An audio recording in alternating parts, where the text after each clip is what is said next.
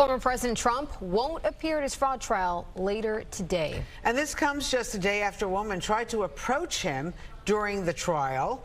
Good day, Wake Up banker Dan Bowens. What's going on? What happened in that courtroom yesterday? Roseanne and Bianca, this is one of the big security concerns with having a former president appearing in public spaces like a courtroom like everyone else.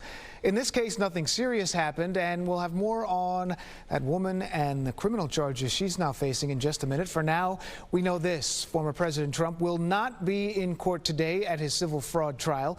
The former president was there yesterday for a second day in a row as testimony continued in the $250 million civil fraud case brought against him by New York Attorney General Letitia James. James's office accuses Trump of inflating his net worth and the value of his properties.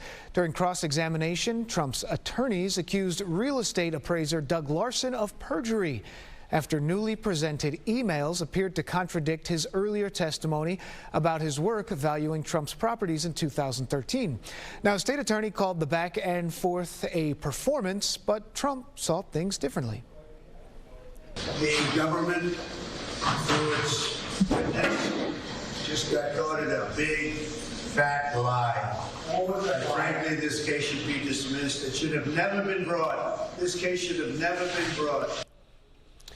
And just a bit more about that court worker who was arrested for trying to approach the former president at the trial. The New York Post identified her as Jenny Hannigan from Baldwin, Long Island. According to the Post, Hannigan is a secretary for a judge in Queens. Well, during testimony yesterday in Manhattan, she reportedly started walking toward the front of the courtroom where Trump was sitting. Apparently, she had no intention of causing harm to him, just the opposite. She was expressing a desire to help him. The 37-year-old is now facing a contempt of court charge and has been placed on administrative leave. The former president was asked afterward what he thought. He said he was unaware of the incident. Bianca and Rosanna, back over to you. All right, Dan, thank you so much for the update.